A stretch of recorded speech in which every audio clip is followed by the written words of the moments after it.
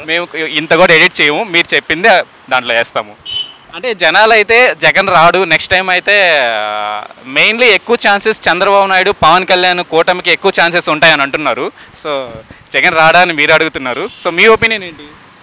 నా ఒపీనియన్ జగన్ వస్తాడు అనుకుంటున్నాను నేను. సో జగన్ వస్తాడు అనుకుంటున్నారు. జగన్ రావడానికి మీరు చెప్పండి, ఒక 3 రీజన్స్ చెప్పండి. చెప్పే కదా, ఎడ్యుకేషను, ఓకే, ఎడ్యుకేషన్ ఒకటి, తర్వాత వాళ్ళకి కరోనాలో అందరికీ బాగానే ఇది చేశాడు కదా, తర్వాత ఆరోగ్యం ఒకటి బాగానే ఇది చేశాడు కదా. కరోనా టైంలో జగన్ వచ్చి ఒక ప్రెస్ మీట్ పెట్టలేదు సార్. కరోనా టైంలో టీఆర్ఎస్ గవర్నమెంట్ కానీ కేసీఆర్ కానీ మైకులు మీడియాని అడ్రస్ చేస్తూ మీడియాకి ధైర్యం చెప్పారు. జగన్ అయితే కరోనా టైంలో ప్యాలెస్లోనే దాక్కొని ఉన్నారు. మా ఛానల్కి అవసరం లేదు, నిజం చెప్పండి చాలు. ప్యాలెస్లోనే దాక్కొని ఒక మీడియా ఆ సిచ్యువేషన్లో ఎవరు ఏం చేయలేరు. చంద్రబాబు నాయుడు ఎవడు ఏం చేయలేడు. నాకు తెలిసి మేబీ ఉన్నదానిలో బాగానే చేశాడు. కరోనా టైంలో ఇక్కడ మంత్రులు కానీ దానిలో బాగానే చేశాడు. ఉన్న దానిలో బాగా చేశాడు అంటున్నారే కానీ ఇది చేశాడని అయితే ఏమాత్రం చెప్పలేకపోతున్నారు అని అంటేనే అక్కడ అర్థమవుతా ఉంది జగన్ పరిపాలన. చాలా చెప్పాను, మీరు అలా మాట్లాడద్దు. సచివాలయాలు ఉన్నాయి, వాలంటీర్లు ఉన్నారు, సర్వీస్ బాగా చేశారు. మొన్నే చూశారు కదా మీరు. ఇప్పుడు తెలంగాణ గవర్నమెంట్ రేవంత్ రెడ్డి వచ్చిన తర్వాత క్యూ కట్టి అవన్నీ చేస్తున్నారు. అక్కడ అసలు క్యూ ఉండదు, ఇంటికి వచ్చేస్తారు. అన్నీ ఉంది కదా, సర్వీస్ బాగానే ఉన్నాయి కదా, అన్ని సర్వీసులు. ఇంకేం కావాలి?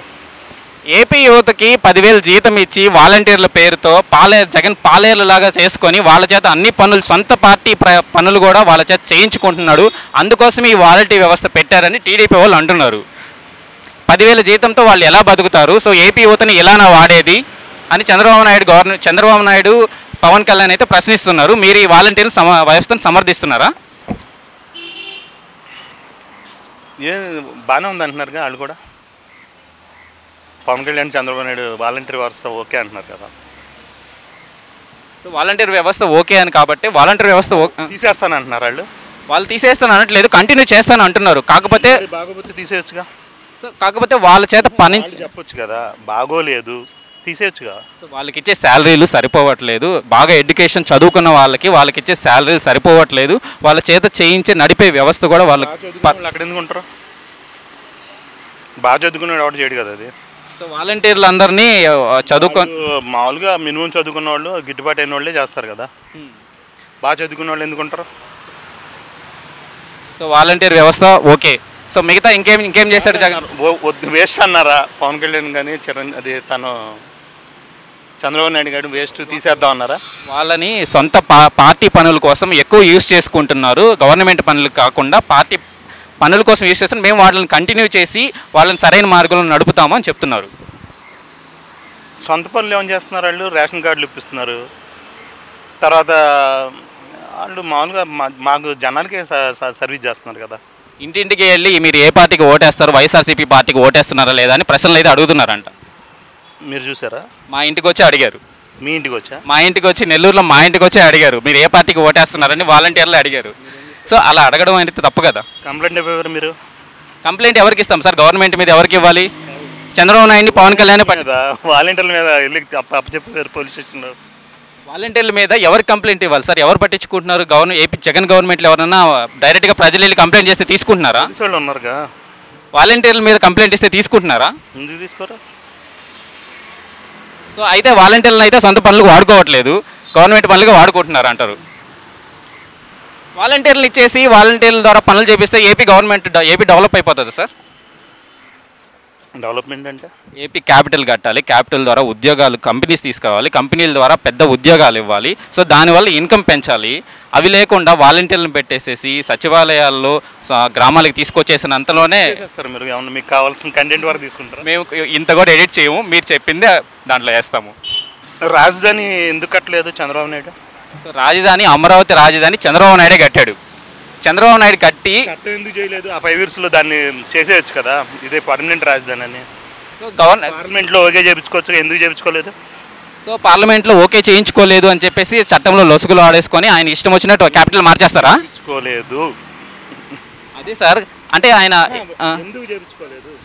అయితే ఇప్పుడు రైతుల దగ్గర తీసుకున్న భూమిని అంతటిని అంత కష్టపడి కట్టిన క్యాపిటల్ని మీరు రిజిస్టర్ మీద ప్రేమ ఉంటే దాన్ని చట్టం ఎందుకు చేయలేదు? సో చట్టం చేయలేదు అన్న ఒక రీజన్తో క్యాపిటల్ తీసేశారా జగను? తీసేసాను అన్నాడా? ఒకవేళ చట్టం చేసుంటారు, రాజధాని తీసాను అని చెప్పాడా? తీసేశాడు కదా సార్. చెప్పాడా? అమరావతిలో చెప్పాడా? చెప్పాడు. చట్టం ఏమన్నా చేశాడా? చట్టం ఏం చేయలేదు. అమరావతిలో పార్లమెంట్లో ఓకే చేపించుకున్నాడా? చేపించాడా? ఇది కాదు అని, రాజధాని కాదు అని పార్లమెంట్లో చేపించాడా? రాజధాని కాదని చేపించాడా? అమరావతి రాజధాని కాదు అని పార్లమెంట్లో అన్న ఓకే చేపించాడా? సరే, ఇప్పుడు అమరావతి రాజధాని చేస్తే రైతులు ఎందుకు రోడ్డు మీద ఎక్కారు? వాళ్ళని అడగాలి, నన్ను ఎందుకు అడుగుతారు? సో రైతులకి ఏం పని లేక రోడ్ల మీద తిరుగుతున్నారా, దీక్షలు చేస్తున్నారా? నన్ను ఎందుకు అడుగుతారు? వాళ్ళని అడగాలి, వాళ్ళ ప్రాబ్లమ్స్ ఏంటి వాళ్ళని అడుగుతారు. సో మీరు జగన్ని వెనకేసుకొస్తున్నారు. మరి 3 క్యాపిటల్ అన్నాడు, ఒక క్యాపిటల్ ఏది చెప్పు? నేను ఒకటే చెప్పాను, చంద్రబాబు నాయుడు చట్టం ఎందుకు చేయించలేదు పర్మనెంట్గా? ఒకవేళ చంద్రబాబు నాయుడు గారు చట్టం చేయించుంటే రాజధాని అదే ఉండిచ్చుండేవాడా? 3 క్యాపిటల్స్ వచ్చి అంతే కదా. సో చంద్రబాబు నాయుడు చట్టం చేయించలేదు కాబట్టి ఆయన 3 క్యాపిటల్ చెప్పాడు. లేదు పార్లమెంట్లో ఓకే చెప్తే ఇంకెవడ దానికి లేదు అని అంటే అదే అమరావతి కంటిన్యూ అయ్యి ఉండేది. ఎవడికి వెళ్ళగడు కదా, ఇంకా దాని జోలికి ఎవడ వెళ్ళడు కదా. ఇప్పుడు అప్పుడు మా మోడీ దగ్గరికి వెళ్ళి అది పర్మనెంట్ అది చేపించేసుకుంటే ఇంకా ఆయన ఎవడగలుగుతారు? ఆ రాజధాని గురించి ఎవరు డిస్కస్ చేస్తాడు? ఉన్న దానిలో ఏదో చేసుకుంటూ పోతూ ఉంటారు. సో అందుకని చెప్పేసి ఎందుకు చేయలేదో చంద్రబాబుని అడగండి వెళ్ళి మీరు. అది ఎందుకు సార్ ఇలా పర్మనెంట్ మనకు అవకాశం ఉన్నప్పుడు ఎందుకు చేయలేదని అడగాల్సింది మీరు. ఓకే. సో ఈయనైతే జగన్ని వెనకేసుకు వస్తున్నారండి బాగా గట్టిగా. సో క్యాపిటల్ లేకపోయినా పర్లేదు, నాకు తెలంగాణలో ఓటు ఉంది, వెనకేసుకు రావడం కాదు. నేనేంటంటే ఎందుకు చేయలేదు అంట నేను. ఇప్పుడు మనకు అవకాశం ఉన్నప్పుడు దాన్ని పార్లమెంట్లో ఓకే చేసి దాన్ని ఇంప్లిమెంట్ చేస్తే అయిపోయేది కదా అంట నేను. సో మీరు ఏపీలో తెలంగాణలో ఉంటున్నారు. సో ఏపీ వాళ్ళంతా వచ్చేసి తెలంగాణ బతకాల్సిన పరిస్థితి వచ్చింది జగన్ వచ్చిన తర్వాత. ఇంక కంపెనీల మీద ఆశలు వదులుకున్నారు, సాఫ్ట్వేర్ ఉద్యోగాలు ఇంక హైదరాబాద్లో చంద్రబాబు నాయుడు ఉన్నప్పుడు ఏపీ వాళ్ళు ఓన్లీ ఊర్లోనే బతికారా? హైదరాబాద్ రాలేదా? బెంగళూరు పోలేదా? చెన్నై పోలేదా? యుఎస్ పోలేదా? అందరూ ఊర్లోనే బతికారా? కానీ కంపెనీలు తీసుకొస్తాము, అమరావతిలో కంపెనీలు తీసుకొస్తాము ఒక భరోసా అయితే ఇచ్చాడు. ఇప్పుడు ఈయన అది కూడా ఇవ్వట్లేదు కదా. ఊర్లోనే బతికారా? బయటికి పోలేదా? బయటికి వెళ్ళారు సార్. 4 సంవత్సరాలు తెలుగుదేశం గవర్నమెంట్లో అక్కడే ఉన్నారా? బయటికి వెళ్ళి బతకలేదా? ఎక్కడ సోర్స్ ఉంటే అక్కడ పోతారు. అది పెద్ద ఇష్యూ కాదు. ఎక్కడ సోర్స్ ఉంటే అక్కడికి వెళ్తారు. మనం మాత్రం మేము మాత్రం తీసుకురామంటారా? టైం పడుతుంది. ఎంత టైం పడుతుంది? 5 years సరిపోదా? సరే, విజనరీ ఉన్నవాళ్ళు అన్నీ తీసుకొచ్చి అప్పుడు హైదరాబాద్లో ఎందుకు పెట్టారు? అప్పుడు సమైక్యాంధ్ర ఉంది కదా. విజనరీ ఉన్నవాళ్ళు, మరి విజనరీ ముందు బాగా ఇదే తెలిసిన వాళ్ళు ఓన్లీ హైదరాబాద్లో ఎందుకు పెట్టారు? అన్ని చోట్ల కొట్టవచ్చు. సో ఏపీ అంటే క్యాపిటల్ డెవలప్ చేస్తే మొత్తం స్టేట్కి అంతటికి మనీ వస్తుంది. మీరు ఐటీ గురించి మాట్లాడుతున్నారు. ఐటీ అన్ని ఏరియాల్లో పెట్టవచ్చు కదా. మీకు విజనరీ తెలుసు కదా, అన్ని సిటీలో పెట్టాలి. అన్ని సిటీలో పెడితే ఈ ప్రాబ్లం రాదని మీకు ముందు విజన్ ఉంటుంది కదా. విజన్ ఉన్నప్పుడు అప్పుడు అట్లా అన్ని ఏరియాల్లో ఇంప్లిమెంట్ చేస్తే ప్రాబ్లం ఉండేది కాదుగా. ఏపీ తెలంగాణ అప్పుడు కలిసి ఉన్నాయండి. కలిసి ఉన్నప్పుడు అది సెకండరీ, అది వదిలేండి. కలిసి ఉంది, మీకు విజనరీ ఉంది కదా. ఏమో రేపు ఇలా జరుగుద్దేమో, అన్ని చోట్ల ఇంప్లిమెంట్ చేస్తే ప్రాబ్లం ఉండదని అప్పుడే చేస్తాయి. ఈ గొడవలు ఉండేవి కాదు కదా. సో ఇప్పుడు జగన్కి విజన్ ఉండి 3 రాజధానులు పెట్టాడు, కంపెనీలు అవసరం లేదంటున్నాడా? మీరు అది వదిలేండి భయ్యా. రాజధాని గురించి నేను మాట్లాడతలేదు. మీరు ఏమడిగారు? వీళ్ళు ఊర్లు ఇలా వెళ్ళిపోతున్నారు అన్నారు. అది అప్పుడే మీరు 20-30 years ముందే అన్నీ అక్కడక్కడ ఇంప్లిమెంట్ చేస్తే ఈ ప్రాబ్లం ఉండేది కాదు కదా. మీరు వైజాగ్, కాకినాడ, విజయవాడ అన్ని 20 years నుండి వాడుకుంటే ఎక్కడోళ్ళు అక్కడే ఉండేవాళ్ళు కదా. మెయిన్లీ సాఫ్ట్వేర్ కంపెనీస్ ఎలా చూస్తాయంటే సార్, ఒక మెయిన్ సిటీ ఒకటి కోరుకుంటాయి. కంపెనీస్ అన్ని ఆ సిటీకి రావాలని కోరుకోగాని వాళ్ళకి ఎక్కడ కన్వీనియంట్ ఉంటే అక్కడ పెడతారు అంతే. వాళ్ళకి కావాల్సిన సదుపాయాలు ఇవ్వాలి. ఏంటంటే బెంగళూరు ఉంది, హైదరాబాద్ ఉంది, చెన్నై ఉంది. వాళ్ళకి కన్వీనియంట్ ఉన్నది వాళ్ళు సెట్ చేసుకుంటారు. కానీ మనం ఇక్కడ పెట్టేస్తామంటే వాళ్ళు రారు.